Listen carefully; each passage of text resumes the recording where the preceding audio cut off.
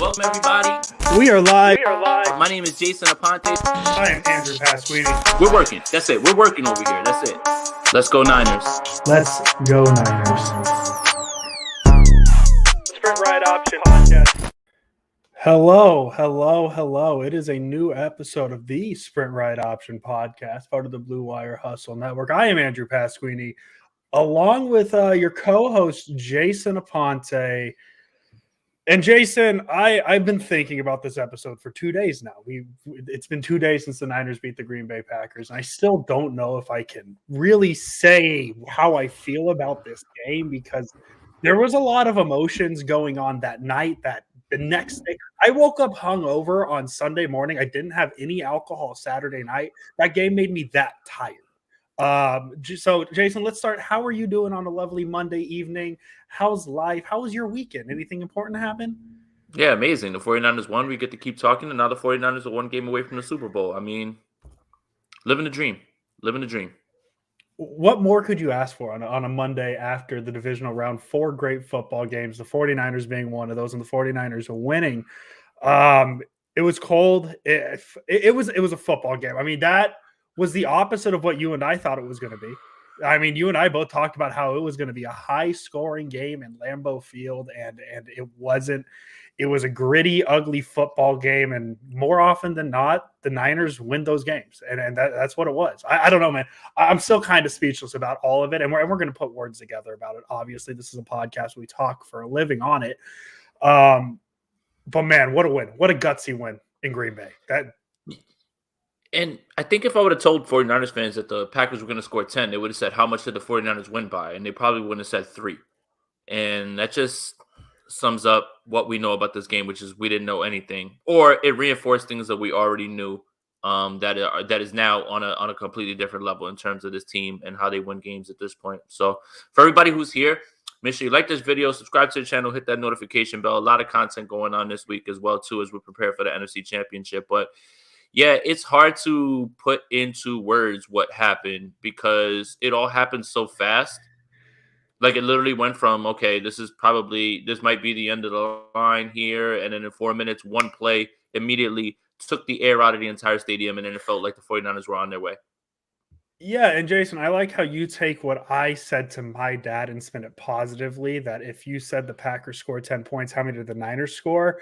I thought of it the opposite way. If you told me the Niners were going to score 13 points against the Green Bay Packers, I probably would have asked how much did the 49ers lose by? And they win by 3 because I don't know. Like I still I get the defense. And Jesse, I know you're here. We love you. I literally texted Jason the other day and I said, I don't know how they won that game. And Jason probably gave me the most straightforward answer that I've gotten. And I think it's the one that makes sense is when the clock hit 000, the 49ers had more points than the Green Bay Packers. And like we've memed that all season we've memed that. But I think that's really the best way to describe this game for the Niners. Yeah, the 49ers won a game and that they didn't lead at any point during regulation. No. I mean, what?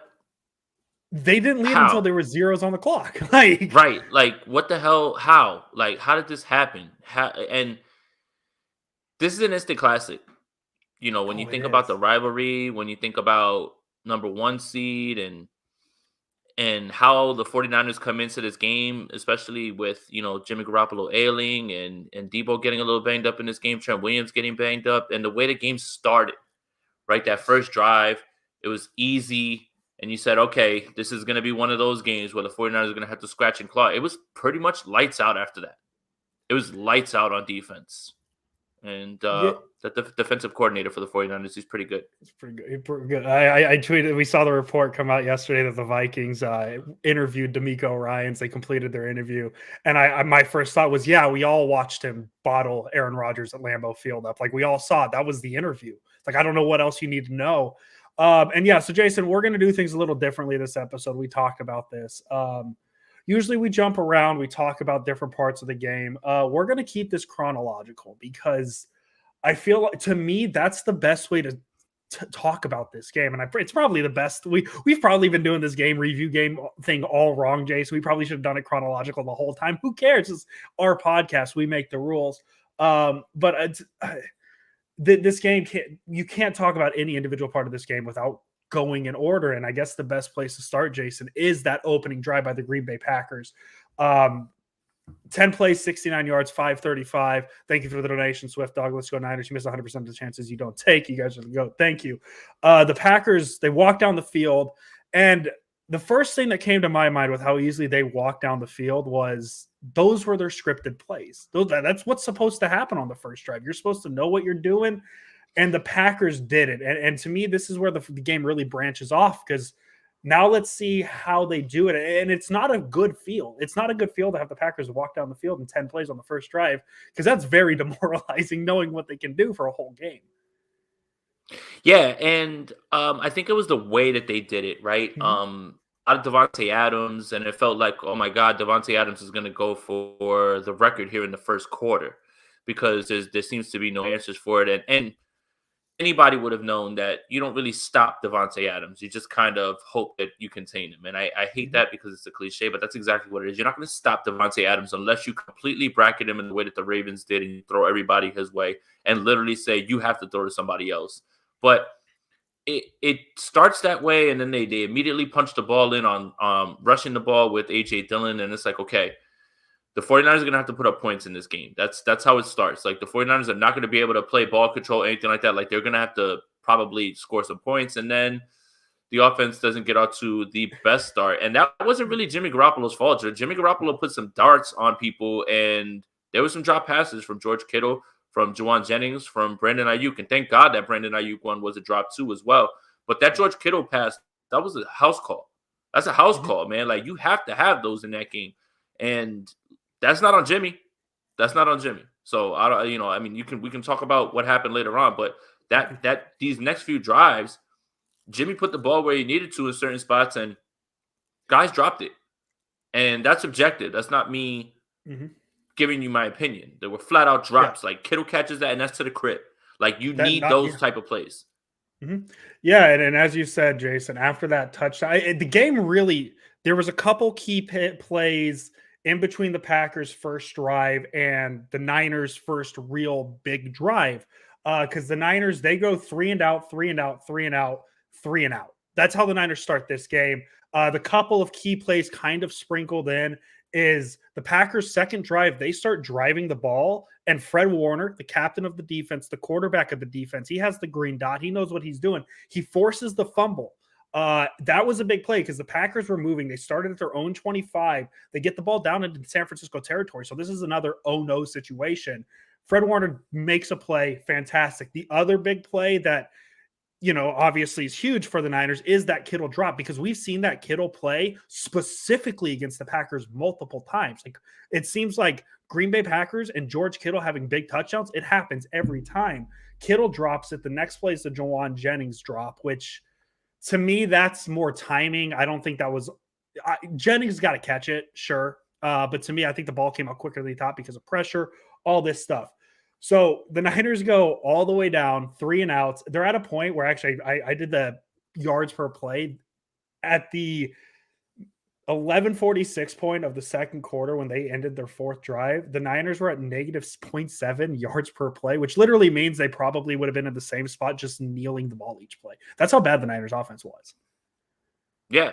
And you don't want to leave. We talked about it. If Jimmy Garoppolo can't move this offense, they're probably not going to have a chance in this game. Shows how much we know, and it shows what this team is really up to at this point. So, I mean, yeah, it didn't look good on offense in the beginning. The running game was okay, but the pressure was crazy. Like, Rashawn Gary was just bullying Tom Compton. Like, it was Tom really Compton bad. Like, chance, this was the game that we all feared from Compton, right? Like, you can only scheme around it for so many times, but like, if you leave him one-on-one with the guy who's winning constantly, that's the results you're going to get. And he's had a fantastic season, but the ride had to end sometime, because it just was.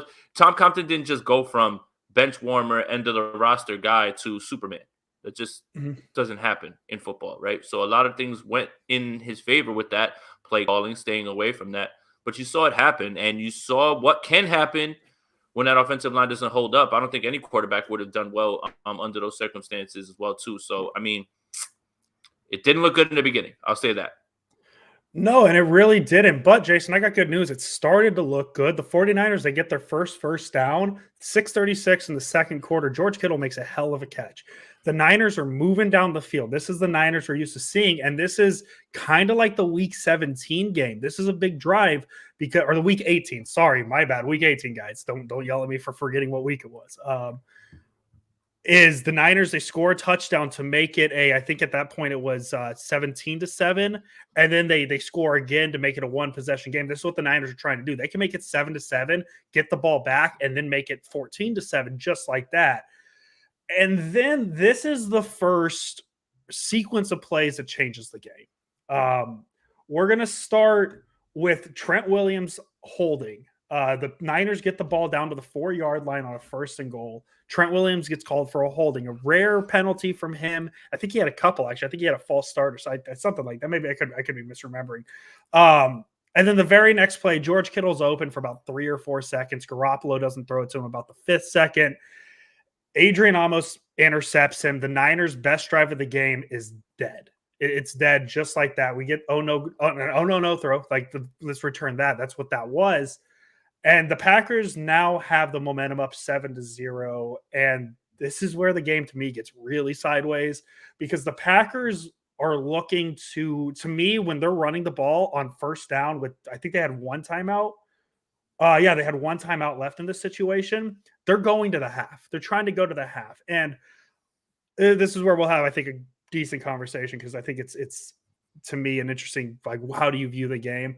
I understand Kyle Shanahan calling the timeout here. I get it, because you have 3 timeouts. But to me, Jason, and I don't know if you agree, if Aaron Rodgers and the Green Bay Packers are saying we're taking this to half as is that something where you kind of go against the, hey, we have 3 timeouts and a minute left, let's just take this to the half with what we have and get the ball? Or are you okay with Shanahan's timeout? I get what he was trying to do, but I mean, then you have this strange sequence that happens after, with a coverage bust where Aaron Jones breaks out. And look, we're Big Jaquaski Tartt and Jimmy Ward guys. Back-to-back plays basically might have saved the 49ers season. Tartt covers a ton of ground coming from the other side to tackle Aaron Jones. And then Jimmy Ward comes and blocks that field goal. That's almost as good as points, in my opinion, because it kept it at 7-0. And the 49ers had given up 1 big play and 1 drive. And they had done nothing else on offense after that. So when you look back at certain things that happen, sure, the big play happens, but Tartt hustles down, tackles him, saves that, and then Jimmy Ward is able to break through and block the kick. Huge. You had to feel right there. Again, even though that's not points, it was just as good as points, because you take that momentum in and it's like, okay, things could be way worse. Now we still have a chance to tie this game on this next possession coming out of the half. And they got something, Deebo Samuel, does it all, right? It just kicked the ball to him too as well at this point. But I just want some love for Tartt and Ward. Again, man, just everybody is starting to come around now, but it's too late now. It should have been. The praise should have been there already, and you're starting to see it now that they're making plays. Like, that's the second time the Tarts chase somebody down to save the touchdown, and then they haven't scored. You guys forget the Eagles game? That was an easy touchdown, and they fourth and goal, get them out of there. Like, those are the sort of hustle plays that aren't highlights, right? They're not your turnover plays, but they might as well just be as impactful as them. So shout out to Tartt and Ward, man. Huge plays, and I'm happy for the both of them, man. Yeah, and I mean, obviously on the Aaron Jones play, there was a miscommunication with Dante Johnson and Tartt. Tartt went to the middle of the field. Johnson stayed up, kind of covering the flats, and that's what allowed the pass to go over the top. Tartt makes a fantastic chase down play. And another play that's kind of forgotten, because it's in between the 75-yard pass and the blocked field goal, is Nick Bosa's sack. The Niners almost jump on the ball. It knocks the Rams back, the Packers, getting ahead of myself. Sorry. Nick Bosa sacking Rams is next week's episode. Bosa sacks Roger, pushes it back, makes the field goal that much harder. And Jimmy Ward makes I'm going to say it, dare I say it, and spoiler alert ahead, guys, if you haven't seen the game, the second greatest special teams play in 49ers history, because I can't think of any other special teams plays. except for one that may or may not be coming up here in a minute. But Jimmy Ward blocking that field goal, like starting with the holding from Trent Williams, going into the interception, the 75-yard play. Jimmy Ward made it nothing. All that disappeared. None of it happened with one blocked field goal. And that's a huge play because instead of the Niners going down 10 points at half, it's 7-0. Niners are getting the ball. And then, we're going into the second half. And Jason, you mentioned it already. The first real panic button of the game, I think, in my opinion, for Kyle Shanahan is putting Deebo Samuel back to return. We haven't seen that yet this year. And so to me, that's a panic button move. And he only returns the ball to the 50-yard line. So the Niners start at the 50 out of the half. They get 39 yards. They can't quite get the job done. Robbie Gold kicks a field goal. The Packers and Niners exchange 3 and outs. The Packers then go on a 14-play drive, a pretty respectable one to make it 10-7. That ends at the 11:27 point. So the Niners down 10 points.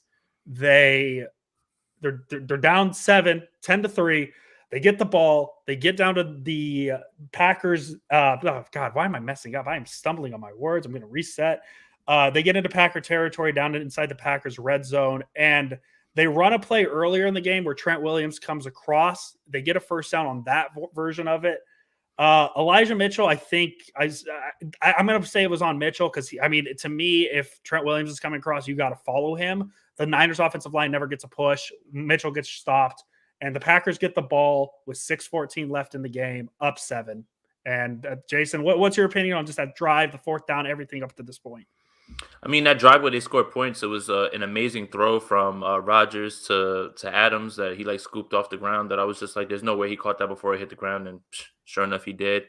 And again, that was one of the few times that the 49ers actually gave up anything on offense. On defense anyway in that game. So it was bound to happen. Again, 10 points is what it is. You kind of would take that and run with it every single week. But with the way that the offense was working, 10 felt pretty insurmountable, right?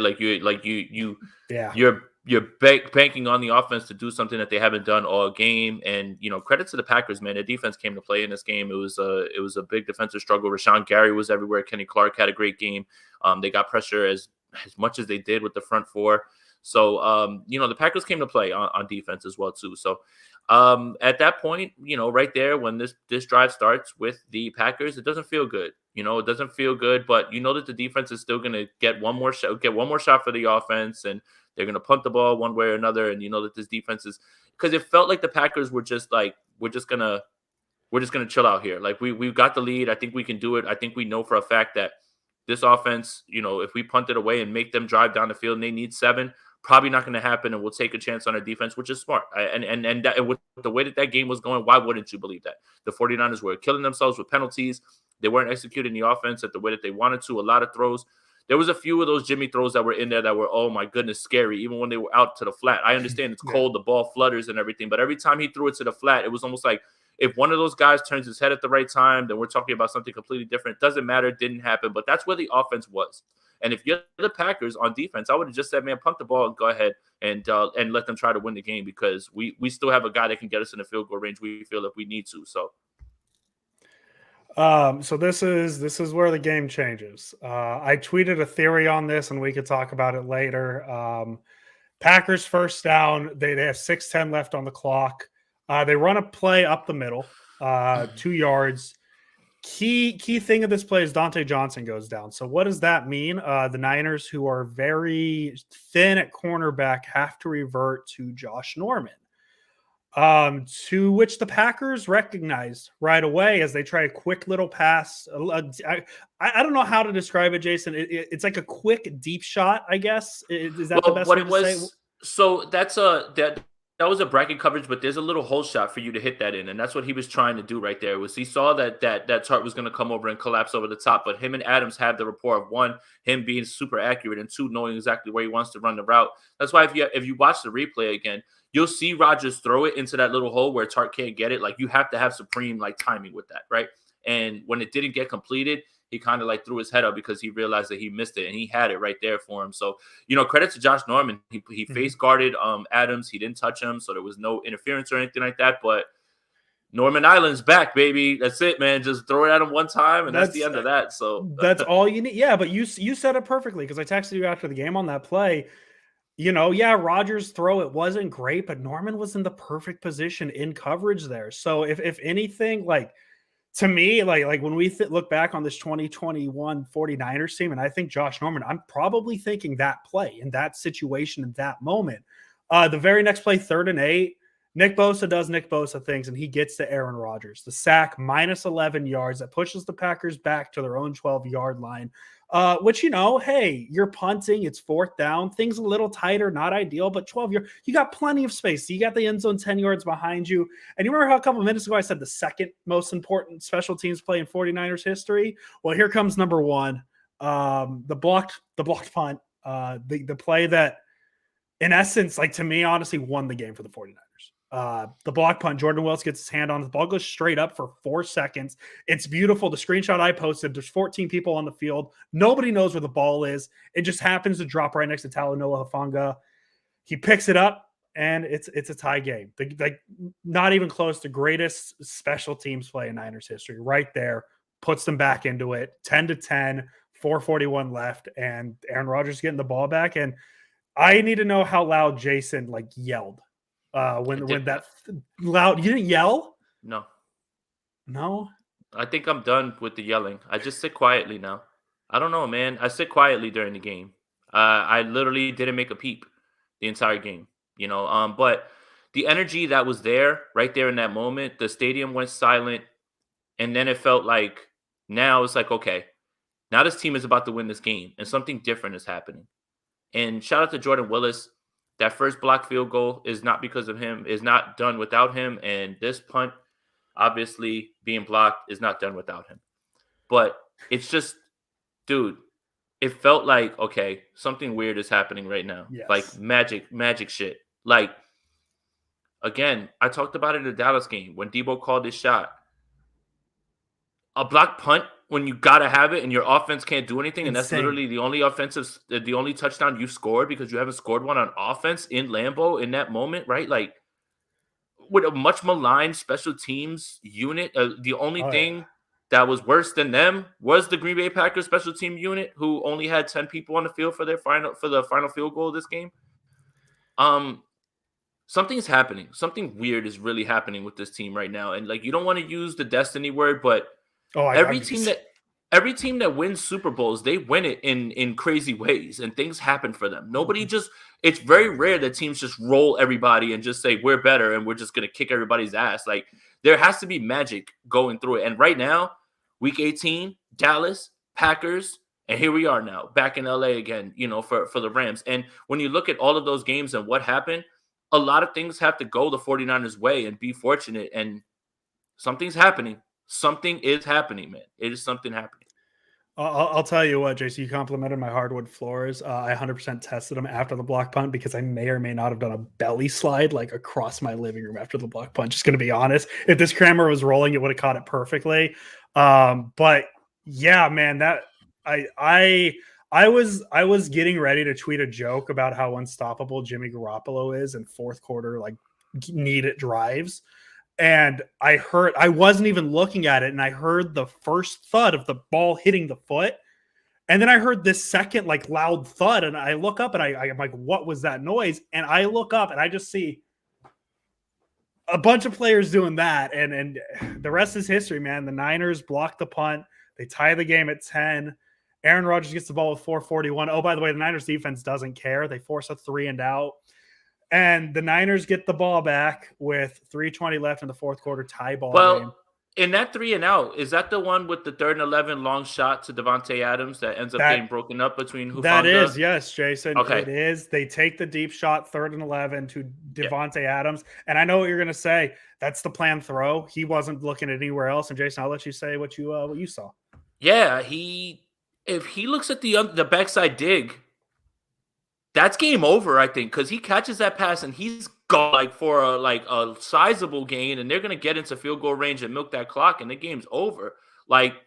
Rodgers just wanted to go heave that thing up there in between two guys. And credit Dante Johnson. Credit Dante Johnson all game. After that first drive, he was great. And this entire defense was. This is what I was talking about when I said that I wanted him in there over Josh Norman. At least Dante Johnson is going to be in position and he's going to do all the right things. Physically, it is what it is, but that's what happens when you get down to your fifth and sixth cornerback. But give me the guy that understands concepts. He understands his defense. He understands his assignment, what he's supposed to do. Give me that guy who's going to play solidly in big moments. He was there. Hufanga was there, who needs to improve, and that's part of the game, being there in his pass defense. But Rodgers overlooked or didn't look at the guy that was screaming wide open over the middle of the field. And you know damn well if that had been Jimmy Garoppolo who had done that, they would be cooking all week about this, man. They would. So Rodgers had a chance to really do something there, and thank God that he threw that pass, but great coverage. And I think that felt like a desperation throw, because I don't think that he really believed, or that team really believed, that they had it in them to like really drive down without one of those big chunk plays. And I'm so shocked that he made the wrong decision in that moment, because he's so careful with the ball and knows exactly what's going on. So it's not even the wrong decision in the moment. To me, man, that was the way he threw that into that coverage. The second they go break out of the huddle, Rodgers is thinking to himself, I'm just going to Adams. I know what Adams is running here. I'm just going to him. And unfortunately for him, you know, he misses the underneath guy, and maybe a touchdown, maybe just field goal range, and you win the game. You're staying in Lambeau this week. The Rams are coming to you, but he doesn't. Great double coverage. I believe it was Hufanga, and who's the second one there? It was Johnson, right? Yes, it was Johnson and Huff. So the Packers got to punt the ball to the 49ers. The Niners get started their own 29, and the Packers don't realize that when you punt the ball to Jimmy Garoppolo with less than 4 minutes left in the fourth quarter and a drive you need to get it, Jimmy Garoppolo's got the power of God and anime on his side. He makes a nice little quick pass to Kittle to get 12 yards. He gets another 14-yard completion to Deebo Samuel. The Niners get a first down. They're Green Bay's 41. They get to the 38. They can't move on second down, 3rd and 7. What do the Niners do? The Packers have one timeout left, or the Packers have no timeouts left, so the Niners can run it here and risk not getting the first down, and just run the clock to 20 seconds and, you know, field goal or punt, whatever they were going to do. Kyle Shanahan says, you know what, we're gonna run it while also getting the ball to our best player. And Deebo Samuel runs left to right. It feels like all his important runs are left to right, whatever reason it is, maybe just behind Tom Compton, who knows. He kind of runs into a wall, cuts back, gets the first down. And that's probably the most important single play of the Niners season this year. Just to trust in Deebo Samuel to get that yardage on that play to get the first down and essentially put the game away. Deebo Samuel is an offensive weapon and deserves an MVP vote. Have we said that yet, Jason? Yeah, we have. And that's the same play that was used in 2019 for the Raheem Mostert touchdown, with the draw play that they were banking on the Packers sending everybody, and they were able to hand off on the draw play, which is a little bit delayed, and was able to catch them napping, or not napping, but just attack them where they were coming at. So it was the same exact play when you look at it, the way that it was drawn up. Deebo Samuel and Raheem Mostert are the two home run hitters on this team. So it's really good to see that come back. And then once they get that first down, you start to feel like, okay, this is it now. Like this is the game now. And then it just backs up everything that we talked about with Deebo Samuel all year and how valuable he is and where would this team be without him. I mean, he's returning kicks now. He's getting the most important first downs. He is playing through injuries. You know, where would this offense be without him? And when he went down for a little bit, you could probably feel the collective gasp from 49ers fans as he was on the ground and needing him to get up. But this is just another notch on his belt in an already impressive season, something that I've never seen from a 49er player in terms of versatility and dynamic ability. And Kyle, man, that's a great call right there in that moment. Great call, man. Like that's ballsy as hell. Like, you know that they're going to come with the pressure, and you execute it properly where it's just a hole, and then you let Deebo do what he does. Once he gets that first down, it feels like that's game over now, because the 49ers can run it down. And that's what they do. Back-to-back runs with Elijah Mitchell. Kyle Juszczyk gets 2 yards. And out comes Robbie Gold for a 45-yard field goal in sub-zero weather. It's snowing. This isn't an easy field goal. but he has the strength of every 49er fan, and not just every 49er fan, every Chicago Bear fan behind him to make this field goal. And I was playing Call of Duty with our good friend Jordan Elliott, and he pointed this out to me yesterday. What a flex.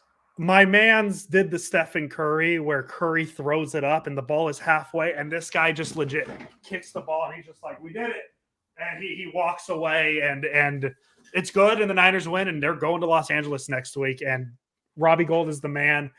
And the Niners win, and that's how the Niners won. That's the story. We 20 minutes talking. That's how the San Francisco 49ers beat the Green Bay Packers at Lambeau Field.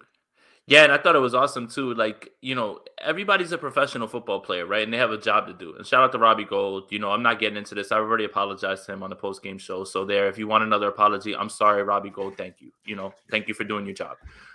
But if you notice after the game, Jimmy Garoppolo, he comes up, guy from Chicago, you're an effing legend, F the Packers. Like, that's not just because they play for the 49ers. Like, they have a deep-rooted hate for the Packers because of who they used to root for, the area that they're from, and Gold played, with the Bears, so he knows it. But that was pretty cool too, man. And just when that field goal goes through, it's almost just like, whew, man, like my heart was racing after the punt. After the punt, it was like, okay, now my heart's racing because now they have a chance. Like at that point, like I was good and I was quiet and everything, but you can exhale after that, and then you realize, what they have just done. It took 4 minutes for that game to completely swing the other way. The Green Bay Packers were 4 minutes away from finishing this thing off. And if not for some special teams calls, a bad throw from Rodgers, a bad read, everything has to kind of go the way that it does for the 49ers to win. And that's why things feel special right now, is because everything that can go their way will go their way. In the Rams game, they punt, they go 3 and out. The 49ers go right back down to score. In the Dallas game, Dallas forgets how to football completely at the end of the game. Perfect. That works for the 49ers. They win the game. And now in this Green Bay game, the block punt, the sequences, the defense, the way that you were able to finish this off, it's just something feels different about this team right now. And they're just on this magic carpet right now at this point. And now they have a team in front of them that they have handled business with many times. And I still believe that they can handle their same business the same way. Spoiler alert from our next show, I'm picking the 49ers to be in the Super Bowl and stay in SoFi as well too. So let's just take this donation real quick. 49 Glory. I've been wrong about almost everything this year, so I'm going to shut up and enjoy the ride no matter what, how bumpy it is. See you at SoFi. Yeah, I mean, it's all right to say that, right? Like, yeah. I thought the season was over at a certain point. Obviously, I was wrong. It was a lot of frustration. And look, at 3-5, even the most ardent, prudent, heavy 49er enthusiast couldn't have seen a run to the NFC Championship after they got boat raced by Colt McCoy, right? Like, it's one thing to be a fan and say, look, I'm not giving up on them. That's fine. You don't give up on them, but you still couldn't have predicted this. And I think that's what really makes it so special at this point. Let's see. Tanker Crew Chief, thank you for the donation, buddy. Yo, I watched the whole game on a Southwest flight from Vegas to Hawaii. There was no streaming, internet issues, nada. Southwest came in clutch for me. Take my money, aloha. Yeah, shout out to Southwest, and I'm glad you got to enjoy that game, man. And then Tony, man, do you think the 49ers 2021 defense is better than the 2019 defense? Wow. Yes. Mm. Yes. Mm. Yes. Mm. To me, yes. There is something, and Jason, just real quick before we touch on Tony's question, because you said, we're all wrong. I just want to go back to that point real quick. Hand up. If you go way back to August, my 49ers season prediction was 11-6, and the season was going to end at Lambeau Field. They were going to lose to the Packers in the playoffs at Lambeau. I didn't think this team could do it. And then they went in and did it. And we can go into the next conversation because defense was what we were going to talk about. So Tony, thank you for the donation, and perfectly segueing. We're going to talk about the defense. We'll talk about the special teams here in a minute as well. If the Minnesota Vikings don't give DeMeco Ryans a head coaching job at this point, and I know we're Niner fans and we don't want that. We love DeMeco Ryans. I don't know what they're doing. And yes, I get this is a prisoner of the moment take. but it's on top of seeing what D'Amico Ryans has done with what the Niners secondary has been. And then to go into Green Bay and allow 10 points, 0 touchdown passes. Only the second time in Aaron Rodgers' postseason career he had a game with 0 touchdown passes. Like that's insane. And what D'Amico Ryans is doing with the amount of injuries he's had, the way he's had to, like even the small things, the way he's had to, creatively rotate Azeez Al-Shaair, Fred Warner, and Dre Greenlaw kind of in and out because of injuries here and there, things like that, the way he's been using them. There's something very special about this defense. And maybe it is just because of what they're doing with the pieces they have. I'm never going to forget this defense. I'm never going to forget this defense and what D'Amico Ryans has done. And this defense feels special. And Jason, I'm going to say the word that you've been so carefully avoiding, but team of destiny vibes. That's what it is. That's what this is. And the defense is a large part of it. So yeah, I gave you no factual reasoning behind my pick of why I think the 2021 Niners defense is better than the 2019, other than just the feel. Something about it feels better. And that's where I'll leave that. Jason's going to give you a really smart answer and tell you why I'm right or wrong. But to me, this defense is special, and D'Amico Ryans deserves all the credit in the world. I mean, when you look at the secondary, that's really where you should take your cues from. I mean, Jason Verrett goes down in week 1. Emmanuel Mosley missed games this year. You literally had to go to Ambry Thomas, Lenore, Josh Norman, Denard, who's that guy, Draker Patrick. Like, these were the guys that you were forced to go to battle with Tartan Ward back there, and, no Greenlaw, and for stretches. It's just every week he finds a different way to clamp a defense because they have different personnel. They have different ways that they're running things. And I think it's just a sign that he's a better defensive coordinator than Robert Saleh is. It's just, that's it, man. I don't think we need to talk about that anymore. Like, that's not a prisoner of the moment hot take, anything like that. This defensive line is top heavy in 2019, better than this defensive line because of the names: Buckner, Armstead, D Ford, Nick Bosa. And you have to remember where D Ford was that year. He wasn't just some guy who's collecting a paycheck. He was actually very dominant. But this defensive line is deeper than it was in 2019. And they can get after the quarterback in the fourth quarter with fresh legs, with new guys. Jordan Willis, complete impact on this game.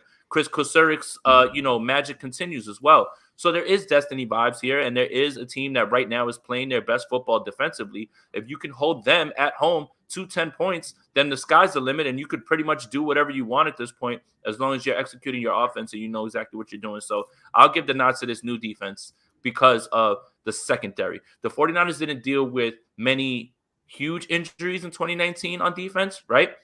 Most of the guys that they had, either they were injured for a game or two, but they didn't lose anybody big. This 49ers defense this year has been scrambling with cornerback 2, trying to figure out what they've got with some rookies, with some vets, and, no Greenlaw. And they had stretches where, obviously D Ford didn't play this year. So, and when you look at D'Amico's progress, right, like every week he just seems to get better, and every single team, he has a different plan to neutralize what it is that they want to do. It's just a sign of a guy who is smart, knows how to scheme it up, and they're just in a better space right now because it's not one thing over and over. In 2019, they just rushed 4 and they went into cover 3 and said, go get the quarterback. Now they can rush 4, but he's sending a guy here or there, and he's doing it timely. It's not about how many times you blitz, it's about when. And does it work in that moment? And that's what D'Amico is doing better than Robert Saleh is right now in terms and also with, week to week game planning. Oh yeah, it seems every time he calls that Tart blitz, Tart runs free. Every time he calls the K'Wan Williams blitz from the slot, he runs free. And it's things like that. He's not afraid to adjust. He's not afraid to go away from the status quo. That's kind of what the complaint with Saleh was he never changed. He never adapted. That's why I mean, the comparison, you notice how we don't really talk about the Niners' struggles against mobile quarterbacks anymore? Things like that is because there's adjustments to those. Robert Saleh never adjusted, and that's why we talked about for 2 years, 3 years. Oh, well, the Niners are playing the Cardinals. Kyler's going to have a big game. Oh, the Niners are playing the Ravens. Oh, Lamar Jackson's going to have a big – things like that. And to me, to go into Green Bay and do what he did to the Green Bay Packers offense – I mean, as I said, I don't see how the Minnesota Vikings didn't just watch that and say, that's our guy. That's our guy. Because not only is it like a a big moment for the Niners and D'Amico Ryan's career, but like the Vikings get to see that happen to their biggest division rival at their home. The reference I made is if the Minnesota Vikings got to be looking at that and saying D'Amico Ryans can do that with Jimmy Garoppolo putting up 13 points on offense. I mean, not even 6 points on offense because the touchdown, especially. Yeah, we can sure as hell do that with Kirk Cousins, like things like that. Like, that's the way I said it. Probably not the best way to say it, but D'Amico Ryans deserves a starting job after 1 year, or a head coaching job after 1 year of a defensive coordinator with a hampered defense because of injuries. And that is something I did not expect to say at the end of the season. And don't discount the fact that he's a former player. He was very smart as a player as well, too. He wasn't just a guy who played for the Texans. He was like their every down linebacker who was very smart and understood things. So that's translated in the first year, you couldn't have seen this coming. Even the most optimistic 49er fan wouldn't have believed that he would have been this good. And then the other part of the game, there's 3 big parts of football games, Jason. There's offense, defense, special teams. If you win 2 of the 3, you're looking good. And the one nobody expected them to win was special. I mean, I guess against the Packers, that kind of changes because the Packers are just as bad of a special teams unit as the Niners. Worse. There you go. That's also the way to say it. Special teams won this game for the 49ers, and in every aspect, field goal kicking, obviously Robbie Gold 2 for 2, big. He makes a PAT, which, in that weather, not a gimme. Punt game was fine. They didn't really allow any big punt returns, anything like that. The kickoff team didn't allow a bunch of big returns either. Deebo Samuel, the kick returner, probably want to use that a little more, maybe start with better field position. And then obviously the field goal block and the punt block. I don't think I need to mention those plays anymore, really, because I think everybody knows what they mean at this point. 49er special teams winning this game was not something I had on my bingo card. Yeah, nobody did. And that's, again, why you have to be so impressed with this team. 1 week is the defense carrying the offense. 1 week is the offense carrying the defense. This week, the special teams unit showed up and won a game. This team wins games however you want in any form or fashion, and that is something that makes them such a tough out. I'm in awe of this team, man, because right now they're in position to be playing in that game in SoFi again. How stupid that is. How dumb that is. Doesn't make any sense. Could you imagine, like, I mean, we've already made the comparison of, the Niners only scoring 13. How much did they lose by? Or Packers only scoring 10. How much did they win by? Could you imagine after who was the 4th game on the 4 game? Arizona? Was it the Arizona? Was that the 4? No, it was Indianapolis. And the Niners are 2-4. And we go back in time from this point and say, the Niners are going to be in the NFC Championship game, guys. Did you know that? Jason Aponte and Andrew Pasquini from the past? And I probably would have said, no, you're lying. That's not true. You're not from the future. But here we are. The little old San Francisco 49ers with a first-year DC, a first-year offensive coordinator, a rookie quarterback they traded a bunch of picks for is sitting on the bench. And they're in the NFC Championship game. And by the way, those first-round picks, at least the first one, doesn't look so bad now, does it? Nope. 29th now. 29th. It's either 29th, 30th, 31st, or 32nd. That's where it is. Jason, I've been in my head thinking how we want to talk about the offense and Jimmy Garoppolo, because I'm sure there's people out there talking about Jimmy Garoppolo's inefficiencies and all that fun stuff. Here's my hot take. I don't need to talk about it because the 49ers won this game. Like to me, I don't care what Jimmy Garoppolo did. Jimmy Garoppolo was fine up until the interception. I know the offensive numbers didn't scream that, but he wasn't making mistakes until the interception happened. And that interception obviously isn't a good one. But to me, man, I don't care how the offense looked in a cold weather game at Lambeau Field in January when it's snowing. When the 49ers win, That's my take on it. Do we want to yell about the defense or Jimmy Garoppolo and the offense's inability to move? What do you want? What do you want to do, Jason? No, I just want to take this comment. When did the offense carry the defense? 49ers scored 41 points week 1 against the Detroit Lions, 33 points. The Bengals game is another game that the 49ers offense carried them. I would say that the second Rams game, the offense carried them. The Vikings game, the offense carried them. So don't act like this is something that never happens. This is not something that's happening during the playoffs, but the offense has held it down as well too. That's why they rank top 5 in many categories, DVOA, whatever it is that you want to look up. So say what you want about the quarterback, but this offense has carried them, and they did it in week 18, which they needed to win the game. So yeah, man, and maybe we'll see it again on Sunday. Jason, I'm about ready to go into 3 stars. I think that now's the perfect time to do so. Before we do, hey, Valentine's Day is coming up. Nothing better to get the love of your life than a Jason Aponte YouTube channel subscription. Just subscribe to his YouTube channel. Tell everybody about it. Like, comment, subscribe, all the fun stuff. Jason Aponte's YouTube channel, the most fun YouTube channel on YouTube since Jenna Marbles was at her peak. Jason Aponte, I have about 14 honorable mentions I want to get through because there's a lot of it, because this is such a low scoring game and such a defensive battle that like Josh Norman, just for his one stop against Devontae Adams, deserves an honorable mention in my mind. Things like that.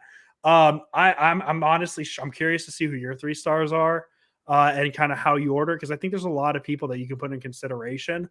So I'll start with my 3rd star. I'm going to go Nick Bosa. We've seen him wreck games defensively, and this just felt like another one.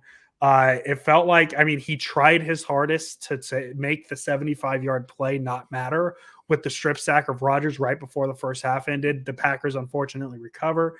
And then the big sack right before the blocked punt that makes that punt just a little bit harder for the Packers. And Nick Bosa was everywhere in that game. I don't have his pressure numbers. I haven't seen them yet, so I apologize for not having those exact ones. But 2 sacks, 3 tackles, 2 quarterback hits, just an all-around very good game and what we come to expect from Nick Bosa. George, thank you for the donation as well. All I'm trying to say is efficiency. That's what we're going to need from our quarterback to beat the Rams. They've gotten better. This will be a dogfight. Yeah, no, I don't disagree, but I like, to me, man, if the defense is able to beat Green Bay 13-10, I don't know if the Niners offense has to be super efficient against the Rams, but that's a Friday conversation. Jason, who's your 3rd star?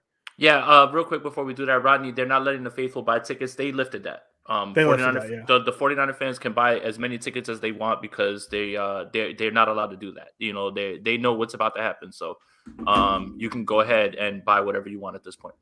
3rd star, Eric Armstead. All of you people, I want apologies, and line up. Get in line to apologize to Eric Armstead. Apologize. Make sure he knows it. If I have to apologize to Robbie Gold, all of you have to apologize to Eric Armstead for what you've been saying. DeForest Buckner, 0 playoff wins this year, right? 0. Didn't get in. Eric Armstead, 5 sacks, and his team is 1 game away from the Super Bowl. The apology needs to be as loud as the disrespect. So I already apologized to Robbie Gold. Apologize to Eric Armstead, because all you people were so mad about DeForest Buckner. DeForest Buckner's at home. Eric Armstead's cooking, and he's got more games to play. Eric Armstead was phenomenal in this game since they moved him inside. He has been an absolute stud. And I'll even go one further. Eric Armstead has 2 playoff wins since that trade, and DeForest Buckner has 0. We're a big D-line win stat here. Defensive tackle wins. Yeah. IDL wins that's what the official stat name is, but we love it. We're big on it. My 2nd star is going to be that guy, Deebo Samuel. And I think this is where we're going to branch off a little bit here, Jason. As much as I like to do the 1, 2, 3 Deebo Samuel thing, I think we're going to have the first one, though. Oh, are we? I'm curious. Yeah. Now I'm real curious because we're probably on the same brainwave because we're pretty much the same person, just different coasts. We're best friends, guys, in real life as well, not just this podcast. Deebo Samuel, I just don't know how many players there are in the NFL where you are comfortable enough in a 3rd and 7 where you need to get a first down to ice a game, and you're just like, yeah, we're just going to hand him the ball. He's got it, like no biggie. And just to add on to that, he is also a wide receiver doing it, and I don't know how many times we could say the same sentence about Deebo Samuel, because I feel like every time he's in this list, we say the same damn things about him. But like, we've never seen this. Like, I think the closest comparison to him right now is Christian McCaffrey, but that comparison doesn't even exist because Christian McCaffrey is a running back catching the ball, which happens like that. That's a thing. That's been a thing since Roger Craig invented him. Hey, get Roger Craig in the Hall of Fame. He kind of set up the modern running back, got that out of the way. Deebo Samuel is a receiver who is also the best running back on the 49ers. And Elijah Mitchell's fantastic. I get it he is a very good running back, but Elijah Mitchell's not getting that first. He might, but he's not as confidently as you are feeling Deebo Samuel. And even the small thing of we need a big play on a kickoff return here. Let's get the ball to Deebo Samuel. He'll just start us off at midfield. So Deebo Samuel is my second star. George, thank you for the donation. I'm very sorry, number 91. Surprise me, keep it up. We're gonna need it all the way against the Chiefs. Even against the Chiefs, our defense needs you to keep competing. You're a big man, George. Like, I had to eat a lot of crow about Robbie Gold, so yeah, that's where we're at. We're happy to be wrong with things like this, right? Especially when they play well. Second star for me, Jordan Willis. This game is not where it is. This game is not where it's at if he doesn't open up the lane for Jimmy Ward to come through and break through and get that block field goal and obviously the block punt. That is the best special teams play in 49ers history, and it just happened on Sunday. It's got to be Jordan Willis, number 2, man. And this team does not win this game without his presence in there, and it doesn't always have to be from sacking the quarterback. The guy has just been making plays since he's returned from his suspension. So Jordan Willis is my number 2 star, man, and what a play. Shout out to the special teams. My number 1 star is Jordan Willis. Okay. Like number 1 star. We don't. Jordan Willis is my number 1 star. Opening the lane for Jimmy Ward. And the blocked punt, like I know I make the joke that Jimmy Garoppolo late in the fourth quarter, he has the power of God and anime on his side. He's unstoppable. He's really good. Jordan Willis made that not even a question. We didn't have to find out if Jimmy Garoppolo could do it in that wind, in that weather, in that snow. I had no doubt Jimmy Garoppolo could do it. I knew he could because we've seen him do it, but not having to find out is just as fun. In that moment where you would really like, obviously you always like to get punt blocks, but in that moment where you really, really, really, really would like to get one, and Jordan Willis does it. To me, that one play, you could even toss out his what he did on the blocked field goal, and I would still give him the number 1 star just for this one play because that's how monumental of a play this was. We don't have to find out if Jimmy can do it. The Niners tie the game in that moment, and for everything to kind of fall the way it did because of that play. Jordan Willis's play will live in 49ers history forever. And to me, that is worth a number 1 star. So Jordan Willis is my number 1 star just for the block punt. Love it. I'm going to stick with special teams. Robbie Gold, number 1 star. 20 for 20 in the postseason, 250 yarders last week, punted very well in the Rams game in a pinch, made clutch kick after clutch kick in this game. What else can you say, man? I'm sorry, Robbie. And thank you, buddy. And that's that experience that everybody was talking about, and that's fine, man. As long as he's making the kicks, I'm good, man. And I'm happy to eat crow on this and be wrong. But I mean, the kick in the elements, he knew that his foot was going to be black and blue. And also, my new favorite thing in the world is watching Robbie Gold kick during, cheerleaders are performing, when people are coming out for their introductions. The man does not care at all. Like, he's just cold-blooded. And you could tell that meant something to him. So Robbie Gold, man, number 1 star, my favorite player in the history of the 49ers. So I'm so excited for him, man. This was it. So, yeah, I got to say, man, it's nice to know that you have somebody that can win a game for you right there, especially when you need to have it. So, shout out to Robbie Gold to kick in those elements and get it done.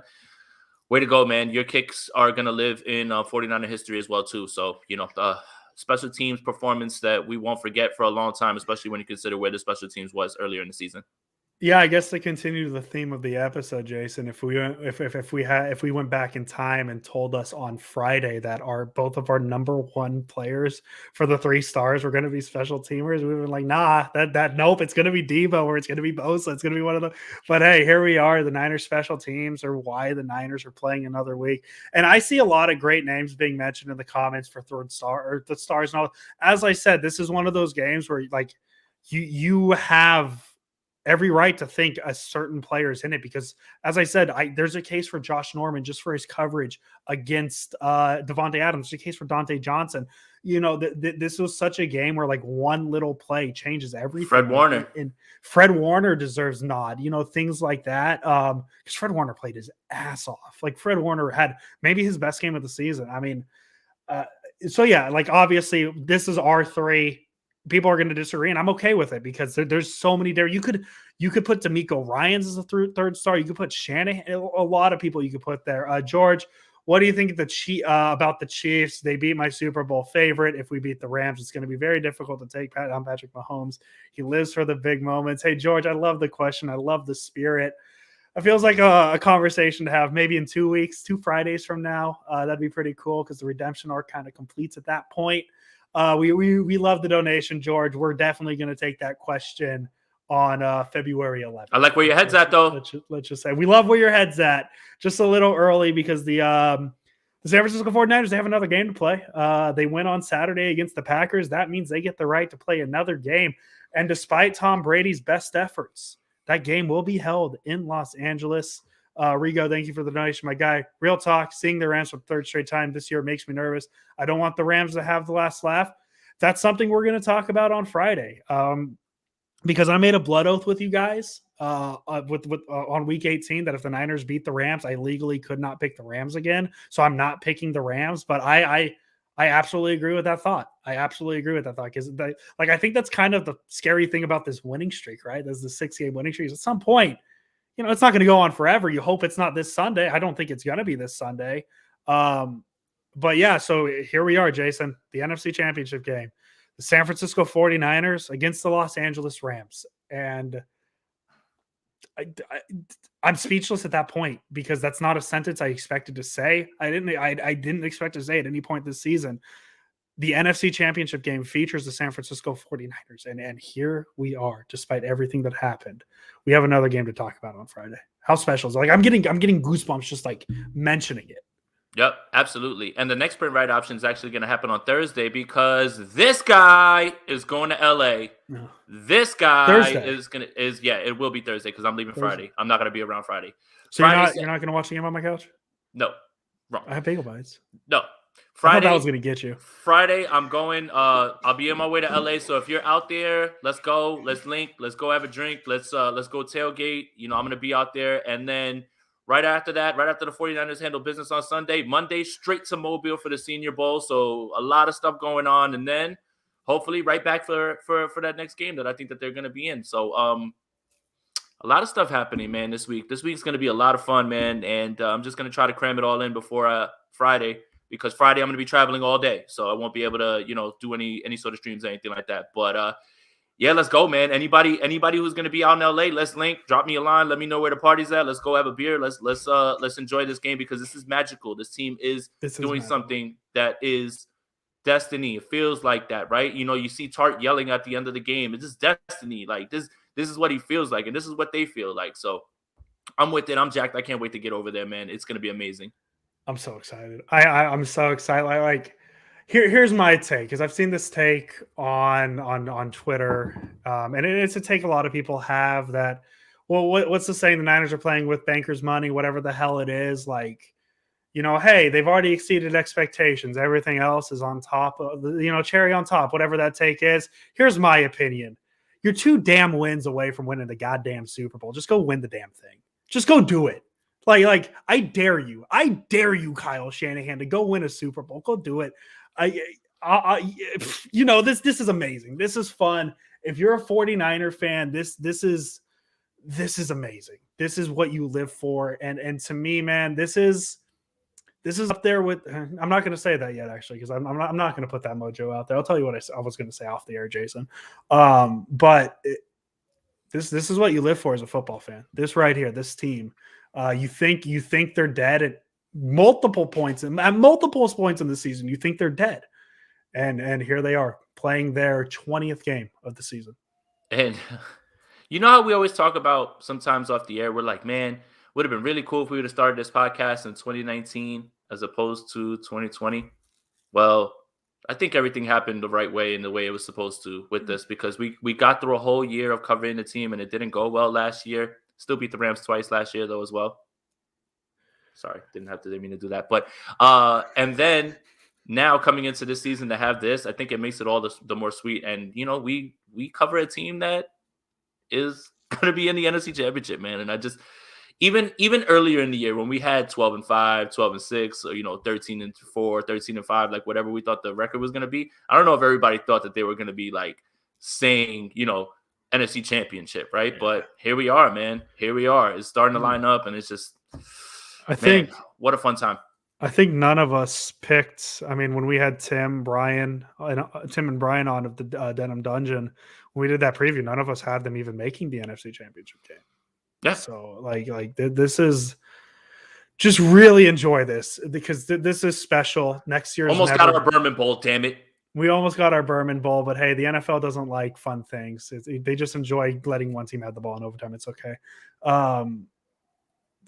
Enjoy this. You don't know when this is going to happen again. As good as the Niners can be in the future, you never know when this is going to happen again. So enjoy this ride, man, and enjoy this podcast. As I said, Jason Aponte's YouTube channel, subscribe to it. It's great. It's fantastic. He's going to be busy. He's going to be the busiest, hardest working man. Niners Twitter. He's got State of the Franchise on Wednesday. He's going to do the Sprint Right Option podcast on Thursday with Andrew Pasquini.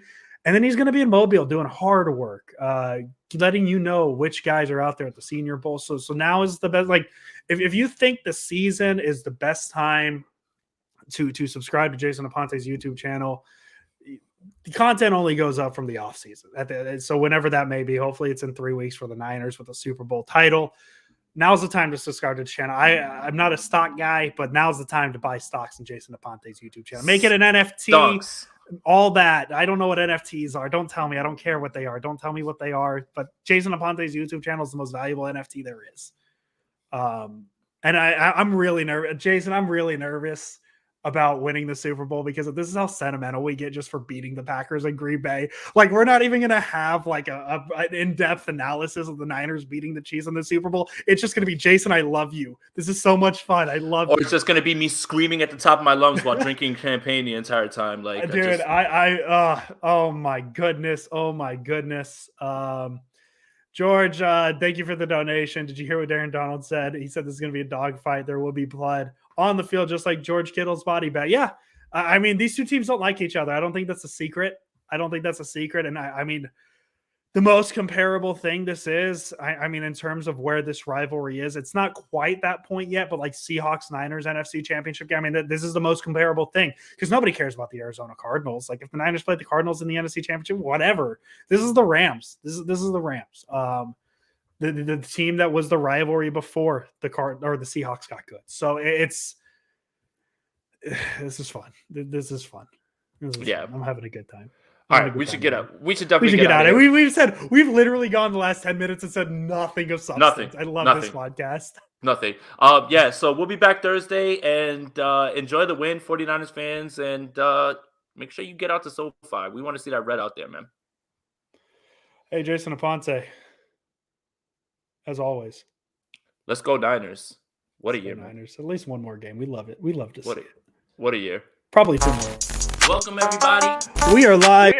My name is Jason Aponte. I am Andrew Pasquini. We're working. That's it. We're working over here. That's it. Let's go Niners. Let's go Niners.